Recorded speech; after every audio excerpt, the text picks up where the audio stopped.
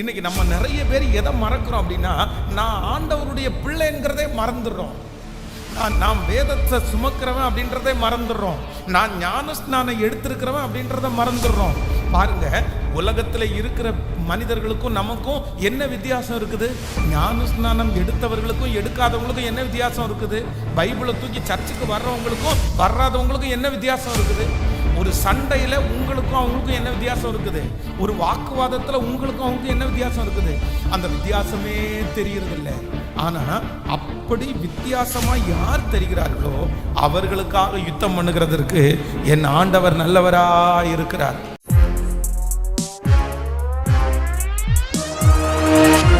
வேதம் சொல்கிறது, உயிரோடு இருந்த நாட்களிலே சவுலுடைய குமாரனாகிய யோனத்தானும் தாவீதும் ரொம்ப நெருக்கமாக இருந்தார்கள் என்று வேதம் சொல்லுகிறது. அப்படின்னா ஒரு விசை தாவீது சொல்லும்போது சொல்கிறான், தன்னுடைய நண்பனை பார்த்து சொல்லும்போது சொல்கிறான், பொதுவாக ஒரு மனுஷனுக்கு இந்த ஆப்போசிட் அப்படின்னா, ஒரு ஆண் பெண்ணை நேசிக்கிறதும் ஒரு பெண் ஆணை நேசிக்கிறதும் அந்த ஆப்போசிட்டு அந்த மனிதர்கள் மேலே இருக்கிற நேசம் ரொம்ப வித்தியாசமாக இருக்கும். ஒரு பெண் பெண்ணை நேசிப்பதற்கும் ஒரு ஆண் ஆணை நேசிப்பதற்கும் இல்லாமல், ஒரு ஆண் பெண்ணை நேசிப்பதற்கும் ஒரு பெண் ஆணை நேசிப்பதற்கும் ரொம்ப வித்தியாசம் இருக்கிறது. அப்போ தான் இந்த தாவீது சொல்லும்போது என்ன சொல்கிறார் அப்படின்னு சொன்னால், ஸ்திரீகளுடைய ஸ்நேகத்தை பார்க்கலும் உன்னுடைய நேசம் ரொம்ப அதிகமான நேசம் அப்படின்னு சொல்கிறாரு. ஆனால் காலங்கள் தாண்டினது. சவுலுடைய ஒரே ஒரு கசப்பின் நிமித்தமாய் அவனுடைய குடும்பமே ஒன்றும் இல்லாமல் போய் இப்போ இந்த சவுலுடைய குமாரனாகிய யோனத்தானும் சவுலும் ஒரே நாள் இறந்துடுறாங்க, மரிச்சிடுறாங்க. ஆனால் தாவீது ராஜ்யபாரம் பண்ணுற நாட்களில் பொதுவாக அவனுக்கு முன்னாடி இருந்த அந்த ராஜாக்களுடைய தடயமே இல்லாத அளவிற்கு அழிச்சிருவாங்க. அதுதான் உலகத்தில் இருக்கிற வழக்கம். நீங்கள் இலங்கையில் தமிழர்களுக்கும் சிங்களர்களுக்கும் பெரிய போர் நடந்து கொண்டே இருந்தது. 1 வருஷம் 2 வருஷம் இல்லை, பல ஆண்டுகள் நடந்து கொண்டே இருந்தது. ஸோ தமிழர்கள் மத்தியிலே ரொம்ப பிரபலமான ஒருத்தர் யார் அப்படின்னா, பிரபாகரன் அப்படின்றவர் ரொம்ப பிரபலமான ஒருத்தர். தன்னுடைய தமிழ் ஜனங்களுக்காக நின்றுட்டாரு அப்படின்றதெல்லாம் ஒரு பெரிய இது. நிறைய தமிழர்கள் கொன்று குவிக்கப்பட்டார்கள். அதெல்லாம் ஒரு பெரிய ஸ்டோரி. இன்றைக்குமே நம்ம மீடியாவில் அந்த கொடுமைகளை எடுத்து பார்த்தோம் அப்படின்னு சொன்னால் நமக்கே மன்னிக்க முடியாது, நமக்கே மறக்கவே முடியாத சில அனுபவங்கள். அவ்வளவு கொடுமைப்படுத்தப்பட்டிருக்கிறார்கள்.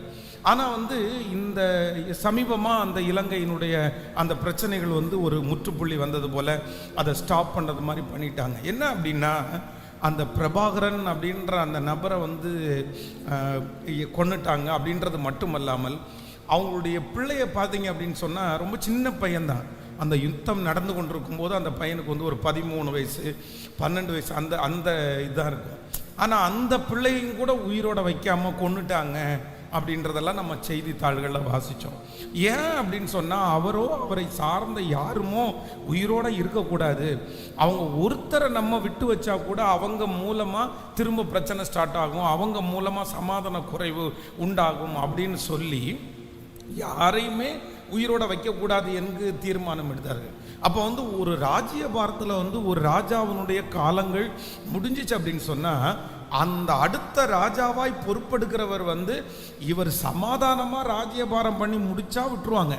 ஆனால் அவர் பிரச்சனை பண்ணி அதனால் ராஜ்யபாரத்திற்கு கேடு வந்துச்சுன்னா அவங்கள சார்ந்த யாரையுமே உயிரோட வச்சுக்க மாட்டாங்க. ஆனால் தாவீதை குறித்து வேதம் சொல்லுகிறது, யோனத்தானுடைய சொந்தமோ இல்லை சவுனுடைய சொந்தக்காரங்களோ யாராவது இருக்கிறாங்களா அப்படின்னு தேடினார்.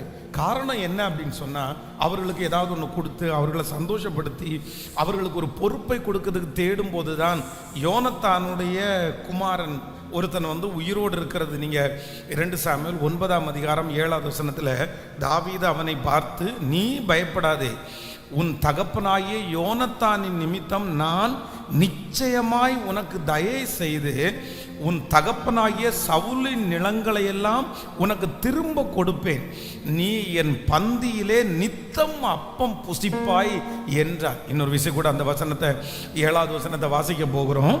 தாவீது அவனை பார்த்து, பயப்படாதே, உன் தகப்பனாகிய யோனத்தான் நிமித்தம் நான் நிச்சயமாய் உனக்கு தயை செய்து உன் தகப்பனாகிய சவுலின் நிலங்களை எல்லாம் உனக்கு திரும்ப கொடுப்பேன், நீ என்னுடைய பந்தியிலே நித்தம் அப்பம் புசிப்பாய் என்றார்.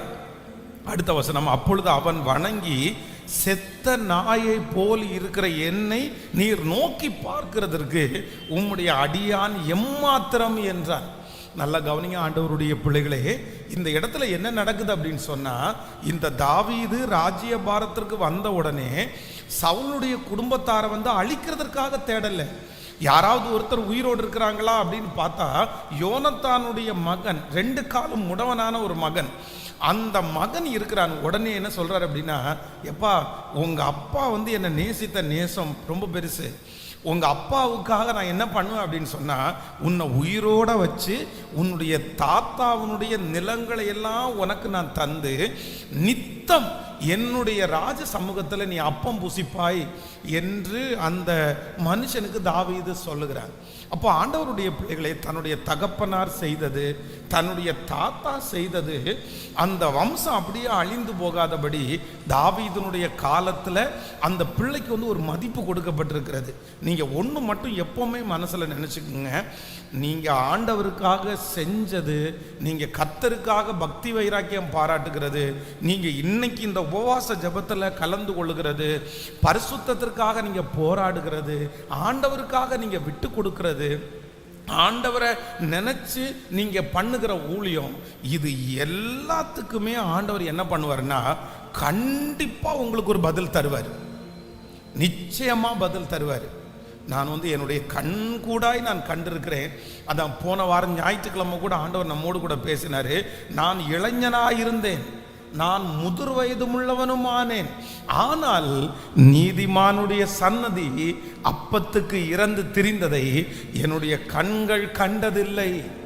நானும் அதே போல் இந்த பலிபீடத்தில் நிற்கிற நான் சொல்லுவேன், ஆண்டவருக்காக பக்தி வைராக்கியம் பாராட்டினவங்க, ஊழியத்தில் ரொம்ப சின்சியராக ஆண்டவருக்காக ஊழியம் செய்ய உண்மையாக அர்ப்பணித்தவங்க, தங்களுடைய முதுகை கொடுத்தவங்க, எந்த ஒரு எதிர்பார்ப்பும் இல்லாமல் ஆண்டவருக்காக வாழ்ந்தவங்க, கெட்டு போனதை என்னுடைய கண் கூட நான் கண்டதே இல்லைங்க. அவங்களுக்கு ஆரம்பம் அற்பமாக தெரிஞ்சிச்சு, அவங்களுக்கு ஒரு பெரிய நன்மை கிடைக்காதது மாதிரி இருந்துச்சு. ஆனால் ஒரு காலகட்டத்தில் ஆண்டவர் அவர்களை ஏதோ ஒரு விதத்தில் கொண்டு நிறுத்தி இருக்கிறத நான் இன்று வரைக்கும் நான் கண்டிருக்கிறேன். அதனால் ஆண்டவருக்காக படுகிற பிரயாசம், ஆண்டவருக்காக வடிக்கிற கண்ணீர், ஆண்டவருக்காக நிற்கிற அந்த காரியத்தை ஒரு நாளும் ஆண்டவர் மறக்க மாட்டார்.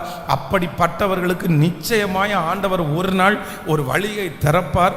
ஒரு நாள் நீங்கள் எழும்புவீர்கள், ஒரு நாள் நீங்கள் உயர்வீர்கள், ஒரு நாள் நீங்கள் கனப்படுத்தப்படுவீர்கள், ஒரு நாள் உங்களுக்காக வாய்ப்பு கொடுக்கப்படும், ஒரு நாள் கர்த்தர் சத்துருக்கு முன்பாக உங்களை ஒரு பெரிய சாட்சியாய் நிறுத்துவார். இதுல எந்த சந்தேகமுமே இல்லை. நம்புறவங்க கரங்களை தட்டி அவருக்கு ஹல்லேலூயா. ஏன்னா நம்முடைய ஆண்டவரை பொறுத்த வரைக்கும் கணக்கு வச்சிருக்கிறதுல அவரை போல யாருமே வைக்க முடியாது. அவர் நமக்கு நம்ம செய்த நன்மைக்கு தக்கதாக அவர் செய்கிறது மாதிரி யாருமே செய்ய முடியாது. நான் ஆண்டவருக்காக வாழ்ந்தேன், நான் ஆண்டவருக்காக இதை விட்டு கொடுத்தேன், நான் ஆண்டவருக்காக இவ்வளோ உழைச்சேன், இன்னைக்கு நான் ஒன்றும் இல்லாமல் இருக்கிறேன்னு யாருமே சொல்ல முடியாது. ஒருவேளை கொஞ்ச காலம் வேணா அவங்க மறைஞ்சிருக்கலாம், ஆனால் உண்மையாய ஆண்டவரை சேவிக்கிறவர்களை கர்த்தர் ஒரு நாளும் கைவிட்டதை என்னுடைய கண்கள் கண்டதே இல்லை. ஒரு நாள் அவர்களை தூக்கி நிறுத்துவார், ஒரு நாள் அவர்களை அலங்கரிப்பார், ஒரு நாள் அவர்கள் வெளியே தெரிவார்கள். ஏனென்றால் என்னுடைய தேவன் அவ்வளவு நல்ல தேவனாய் இருக்கிறார். கைகளை உயர்த்தி ஒரு ஹல்லேலூயா சொல்லலாம். அதனால ஆண்டவருடைய பிள்ளைகளே, நீங்கள் ஆண்டவருக்காக செய்கிறோம் பாருங்களேன், ஆண்டவருக்காக நீங்க விட்டு கொடுக்குறீங்க பாருங்க. இதை யாருமே எந்த பிரதிபலனும் நீங்க எதிர்பார்க்க வேண்டிய அவசியமே இல்லை. எதிர்பார்க்க வேண்டிய அவசியம் இல்லை. நீங்கள் எதிர்பார்க்காமலே அதற்குரிய ஆசீர்வாதத்தை ஆண்டவர் தராமல் இருக்க மாட்டார். பாருங்க, வேதத்தில் மோசே என்கிறவன் ஒரு பெரிய லீடர். அப்போ அடுத்து எத்தனையோ லீடர்ஸ் இருக்கிறாங்க. கிட்டத்தட்ட 70 பேரை தன்னுடைய ஸ்தானத்தில் இந்த தேவ மனுஷன் நியமிக்கிறார். மோசையினுடைய காலத்தில் அவனுடைய மாமனார் சொல்றாரு, இந்த நீர் ஒருவரா இவ்வளோ பெரிய பாரத்தை சுமக்காதீங்க, நீங்க லீடர்ஸை உண்டு பண்ணுங்கன்னு சொல்லும்போது 70 பேர் மேல இந்த மோசைக்கு மேல வச்சிருக்கிற அபிஷேகம் 70 பேர் மேல ஸ்பிளிட் ஆகுது. ஆனா இந்த 70 பேரும் தனியா ஜெபம் பண்ணாங்க, இந்த 70 பேரும் மோசையோட ரொம்ப நேரம் ஸ்பெண்ட் பண்ணாங்க அப்படின்னு சொல்லப்படவில்லை. ஆனா யாரு ஸ்பெண்ட் பண்ணா அப்படின்னா, வேதம் சொல்கிறது மோசே மலைக்கு போகும்போது, மோசே ஆசரிப்பு கூடாரத்தில் இருக்கும்போது ரொம்ப ஆண்டவருக்கு நெருக்கமா இருந்தது யாருன்னா ஜோஷுவா. இந்த ஜோஷுவா ஒரு நன்மையும் எதிர்பார்க்கல. ஆனா வேதம் சொல்கிறது ஒரு நாள் வந்துச்சு. ஒரு நாள் வரும்போது ஆண்டவர் மோசையை எப்படி நடத்தினாரோ ஜோஷுவாவை பார்த்து சொல்கிறார், நான் மோசையோடு இருந்தது போல நான் உன்னோடும் இருப்பேன், உன்னை விட்டு விலகவும் மாட்டேன், உன்னை கைவிடவும் மாட்டேன். இந்த மோசே ஒதுங்கி ஒதுங்கி போறாரு. மோசே வேண்டான்னு சொல்றாரு, ஜோஷுவா வேண்டான்னு சொல்றாரு, என்னால முடியாதுன்னு சொல்றாரு. ஆனா ஆண்டவர் என்ன சொல்றாருன்னா, நீ பலன் கொண்டு திடமனதாயிரு, திகையாதே, கலங்காதே, நான் மோசையோடு இருந்தது போல உன்னோடு கொள்ள வேண்டிய ஒன்று என்ன அப்படின்னா, ஆண்டவருக்காக செலவு செய்கிற எதுவுமே, ஆண்டவருக்காக செலவு பண்ற நேரம், ஆண்டவருக்காக செலவு பண்ற பணம், ஆண்டவருக்காக காண்பிக்கிற பக்தி வைராக்கியம், ஆண்டவருக்காக உழைக்கிற உழைப்பு, இது எதுவுமே நம்முடைய வாழ்க்கையிலே வீணாய் போகாது. இது ஒரு பெரிய சொத்து. இது நமக்கு எதிர்காலத்திற்கு ஒரு பெரிய சொத்து. நம்ம அடுத்து ஆண்டவர் இந்த பூமியில இருக்கிற நாட்களிலே அதற்கான நன்மையை நம்முடைய கண்கள் காணாமல் போகாது. நிச்சயமாகவே ஆண்டவர் அந்த காரியத்தினுடைய ஆசீர்வாதத்தை நம்முடைய தலையின் மேல கர்த்தர் தருவார். எத்தனை பேர் ஆமோதிக்கிறீர்கள்? மனிதர்கள் மறக்கலாம், மனிதர்களுக்காக நாம் செய்தது ஒருவேளை பலன் தராமல் போகலாம். ஆனால் ஆண்டவருக்காக செய்கிறது ஒரு நாளும் பலன் தராமல் போகவே போகாது. இன்றைக்கு இந்த சத்தத்தை கேட்கிற நிறைய பேர் ஒருவேளை நினைக்கலாம், நான் இவ்வளவு ஆண்டவருக்காக ஓடுனேனே, நான் இவ்வளவு ஆண்டவருக்காக செஞ்சேனே. ஆண்டவர், நீங்கள் கலங்கவே வேண்டாம். ஆண்டவருக்காக நீங்கள் செய்ததற்கு ஆண்டவர் உங்களுக்கு மறு உத்தரவு நிச்சயமாய் தருவார். அதனுடைய பிரயாசத்திற்கு கர்த்தர் நிச்சயமாய் பலன் தருவார். அதற்கு ஒரு முடிவை கர்த்தர் தருவார். அந்நிய கண்கள் அல்ல, உங்கள் கண்கள் அந்த ஆசீர்வாதத்தை காணும். நம்புறவங்க கரங்களை தட்டி ஆண்டவரை மகிமைப்படுத்தி, ஹல்லேலூயா. மலைகள் விலகலாம், பர்வதங்கள் நிலை பெயர்ந்து போகலாம், ஆனால் அவருடைய கிருபை ஒரு நாளும் நம்மை விட்டு விலகவே விலகாது. எத்தனை பேர் ஆமோதிக்கிறீர்கள்? வேதம் சொல்லுகிறது, பரலோகத்திலே உங்களுக்கு பொக்கிஷங்களை சேர்த்து வையுங்கள். அது என்ன பண்ணாது அப்படின்னு சொன்னா, பூச்சும் துருவும் பிடிக்காது. ஹல்லேலூயா. ஒரு தேவனுடைய பிள்ளைக்கு ஒரு நல்ல ஒரு உணர்வு வேணும். என்ன உணர்வு வேணும் அப்படின்னு சொன்னா, நான் ஆண்டவருக்காக, அவருடைய நாமத்திற்காக நான் நிறைய செய்யணும். நான் ஆண்டவருக்காக, அவருடைய நாமத்திற்காக நிறைய செய்யணும். உங்களுடைய பிள்ளைகளுக்கும் நீங்க பழக்குவிக்கும் போது என்ன பழக்குவிக்கணும் அப்படின்னு சொன்னா, நீ உனக்காக அல்ல, இல்லைன்னா உன்னுடைய எதிர்காலத்திற்காக அல்ல, யாருடைய நாம மகிமைக்காகனா ஆண்டவருடைய நாம மகிமைக்காக, ஆண்டவருடைய நாம மகிமைக்காக. எல்லாத்திற்குமே கணக்கு ஆண்டவர் வச்சிருக்கிறாரு. நம்ம ஜெபிப்பதற்கு ஆண்டவர் கணக்கு வச்சிருக்கிறாரு. நம்முடைய உபவாசத்திற்கு ஆண்டவர் கணக்கு வச்சிருக்கிறாரு. இது எதுவுமே வீணா போகவே போகாது. இன்னைக்கு நம்ம நிறைய பேர் தன்னை வளர்த்துக்கிறதுக்கு நம்ம நிறைய முயற்சி எடுக்கிறோம். தன்னுடைய பிஸ்னஸை வளர்த்துக்கிறதுக்கு, தன்னுடைய குடும்பத்தை வளர்த்துறதுக்கு, தன்னுடைய பிள்ளைகளை வளர்த்துறதுக்கு. பாருங்களேன், ஒரு பிள்ளை நமக்கு ஒருவேளை படிப்பில் வீக்காக இருக்குது அப்படின்னா நம்ம எத்தனை பேர் பிரயாசம் எடுக்கிறோம். அவனுடைய படிப்பு நல்லா வரணும் அப்படின்றதுக்காக எவ்வளோ டியூஷன் சென்டரை நம்ம யோசிக்கிறோம். என்ன பண்ணலாம் அவன் பாஸ் பண்ணுறதுக்கு எவ்வளோ முயற்சி எடுக்கிறோம். ஆனால் இதே நேரத்தில் ஆவிக்குரிய வாழ்க்கையில் அந்த பிள்ளை முன்னேறதுக்கு நம்ம என்ன செஞ்சோம் அப்படின்னு கேட்டால், நம்ம நிறைய பேர் அதில் பின்தங்கி இருக்கிறோம். ஆனால் இன்றைக்கு இருக்கிற நிறைய பெரியவங்களை நடத்தி வருகிறதே என்ன அப்படின்னா, ஒரு நாள் நம்ம கற்றுக்கொண்ட வேத வசனம், ஒரு நாள் ஆண்டவருடைய சமூகத்தில் ஜெபிக்கிற ஜெபந்தான் இன்னைக்கு நம்முடைய படிப்பு காப்பாற்றினதை விட, நம்முடைய உலகத்தில் இருக்கிற நாலேஜ் காப்பாற்றினதை விட, நம்ம ஆண்டவருடைய சமூகத்தில் ஜெபிக்கிற ஜெபம் நம்மளை அதிகமாய் காப்பாற்றி இருக்கிறது.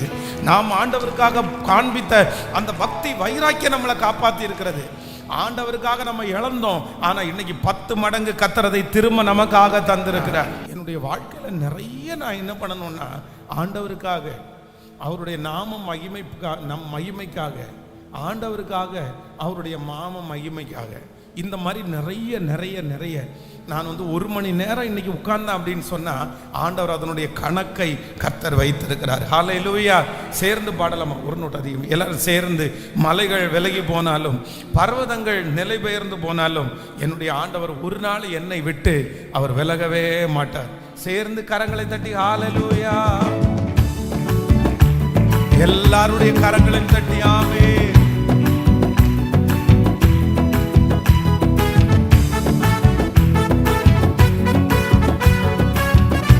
எல்லாரும் உற்சாகமாய் கரங்களை தட்டி. மலைகள் விலகி போனாலும், பர்வதங்கள் பெயர்ந்து போனாலும், மலைகள் விலகி போனாலும், பர்வதங்கள் பெயர்ந்து போனாலும், அவர் கிருபை, அவர் இரக்கம் மாறாது எந்த வாழ்விலே.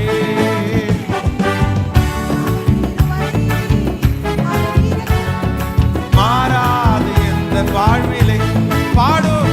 மலைகள் விலகி போனாலும், பர்வதங்கள் பெயர்ந்து போனாலும், மலைகள் விலகி போனாலும், பர்வதங்கள் பெயர்ந்து போனாலும்,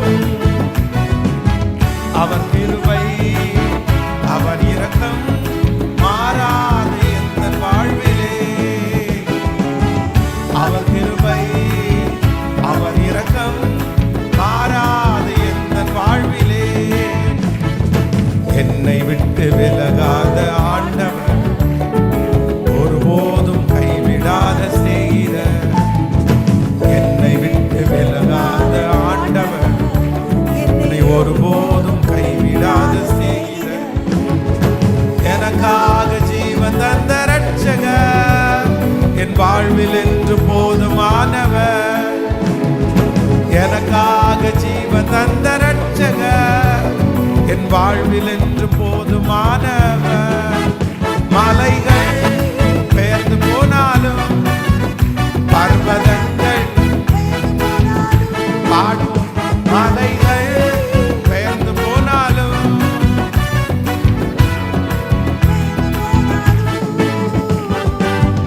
அவர் கிருபை, அவர் இரக்கம் மாறாது எந்த வாழ்விலே.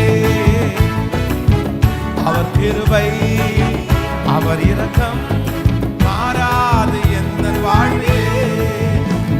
யெகோவா நிசி எந்த ஜெயமானவர், யெகோவா ஷம்மா என்னோடு பாடும்.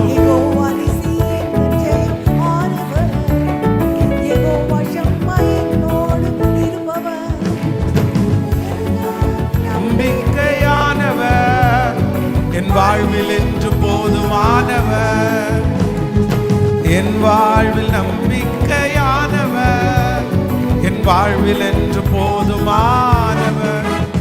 மலைகள் விலகி போனாலும், பர்வதங்கள் பெயர்ந்து போனாலும், மலைகள் விலகி போனாலும், பர்வதங்கள் பெயர்ந்து போனாலும், சொல்லும் அவர் கிருபை மாறாது எந்த வாழ்விலே. அவர் கிருபை,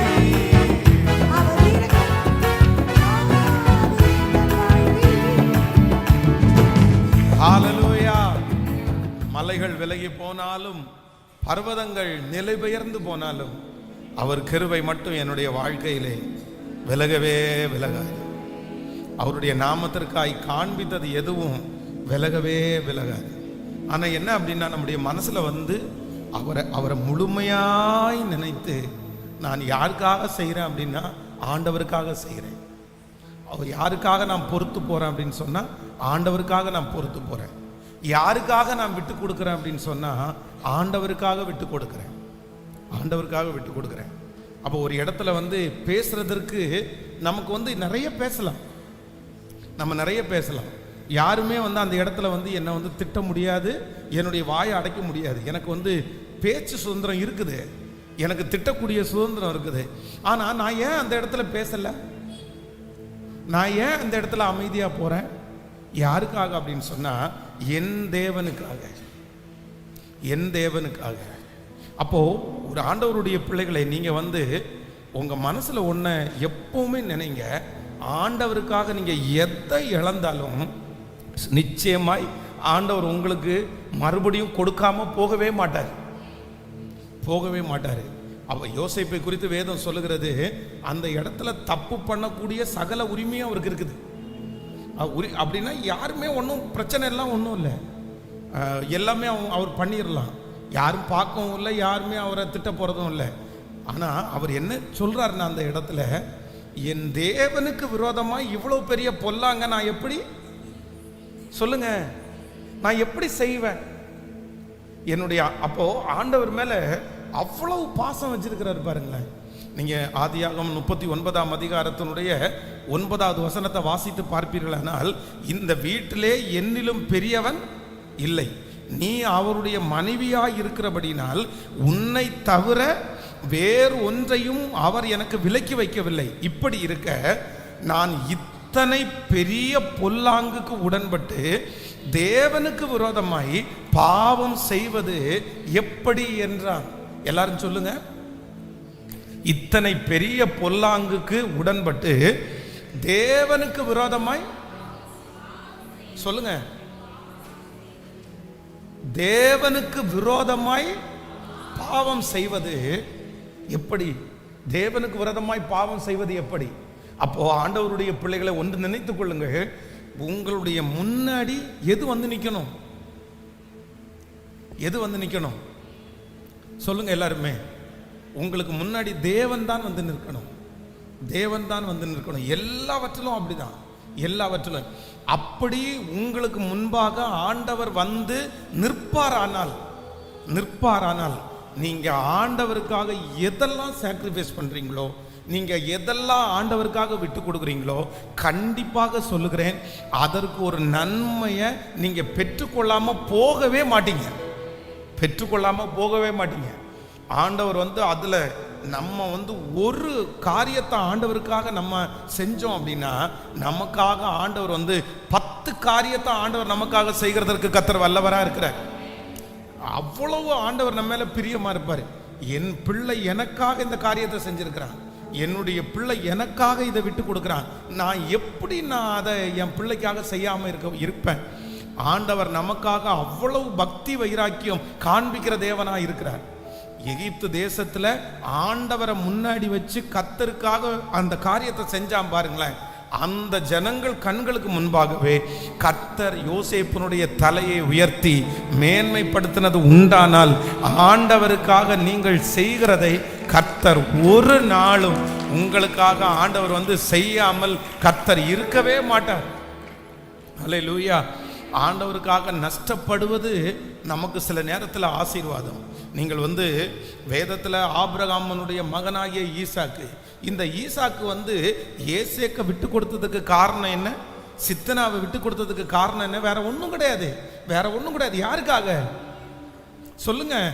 தன்னுடைய கேராரூர் மேய்ப்பரை வந்து எல்லாரையும் கூப்பிட்டு, வாங்கடா, என்ன நம்முடைய சொத்தையை இவன் என்ன பிரச்சனை பண்ண வர்றான், எப்படி பிரச்சனை பண்ண வருவோம் அப்படின்னு சொல்லி இவர் நினைச்சிருந்தா கண்டிப்பாக வாக்குவாதம் பண்ணி இருக்கலாம், இவர் நினைச்சா கண்டிப்பா சத்தம் போட்டிருக்கலாம். ஆனா என்ன அப்படின்னு சொன்னா, எனக்காக யுத்தம் பண்ணுகிறவர் யார் என்றால் கர்த்தர். நான் அப்படி இவங்கள மாதிரி சண்டை போட்டுட்டு இருக்க முடியாது, நான் ஏசப்பா பிள்ளை. நான் இவங்கள மாதிரி வாக்குவாதம் பண்ணிட்டு இருக்க முடியாது, நான் ஏசப்பா பிள்ளை. நான் பைபிளை சுமக்கிறேன், நான் சர்ச்சுக்கு போறேன், நான் ஞானஸ்நானம் எடுத்திருக்கிறேன், நான் ஆண்டவருடைய பிள்ளை.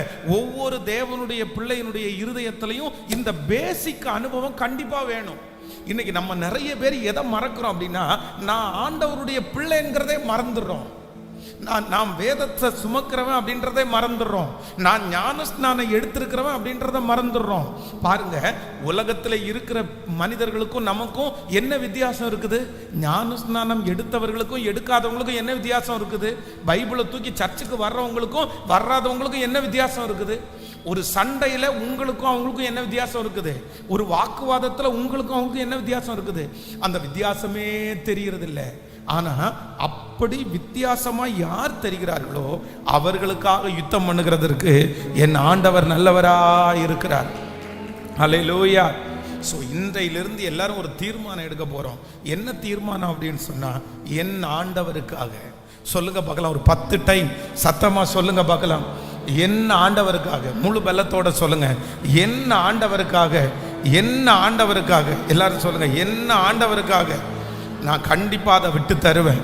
என்ன ஆண்டவருக்காக நான் அதை கண்டிப்பா செய்வேன். என்ன ஆண்டவருக்காக நான் தாழ்ந்து போவேன். என்ன ஆண்டவருக்காக. ஹல்லேலூயா. எல்லா இடத்துலையும் உங்களுக்கு அதிகாரத்தை ஆண்டவர் தந்திருந்தாலும் உங்களை கண்ட்ரோல் பண்றதுக்குன்னு ஏதோ ஒரு இடத்த கர்த்தர் என்ன பண்ணியிருப்பாரு? வச்சிருப்பாரு.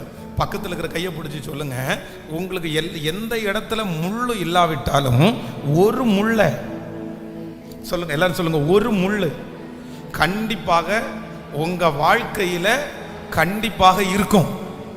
சொல்லுங்க.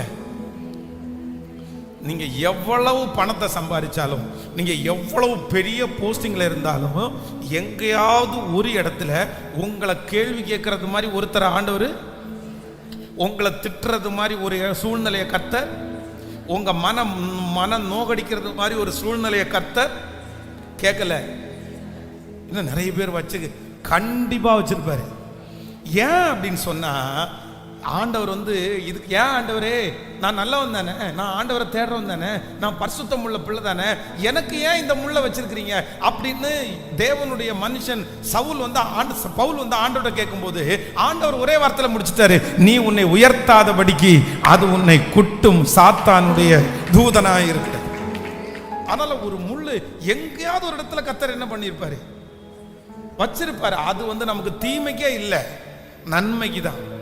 சில சில சில கணவன் மாதிரி சொல்லுவாங்க, எல்லா இடத்துலையும் அவர் மீசையை முறுக்கி விட்டு அப்படியே பெரிய இது மாதிரி உட்காருன்னா உட்காருவாங்க, எந்திரினா எந்திரிப்பாங்க.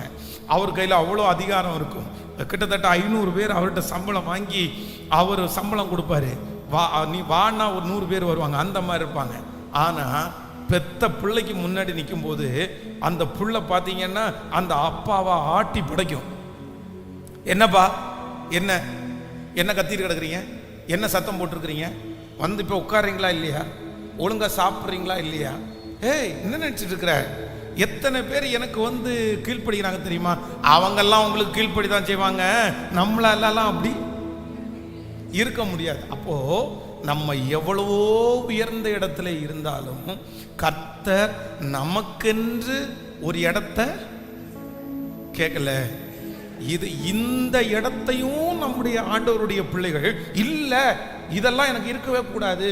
என்னை எத்தனை பேர் மதிக்கிறாங்க தெரியுமா, என்னை எத்தனை பேர் கனம் பண்றாங்க தெரியுமா, என்னை எத்தனை பேர் உயர்த்தி பேசுறாங்க, இந்த இடத்துல இந்த ஆள் என்ன பெரிய, இந்த மனுஷன் என்ன பெரிய, இந்த இடத்துல நான் அப்படியெல்லாம் இருக்க மாட்டேன்னு நினைச்சீங்கன்னா, இந்த ஒரு முள்ள நீங்க சகிக்காத இந்த ஒரு காரணத்திற்காக எல்லாத்தையும் நீங்க இழக்க வேண்டிய சூழ்நிலை வரும்.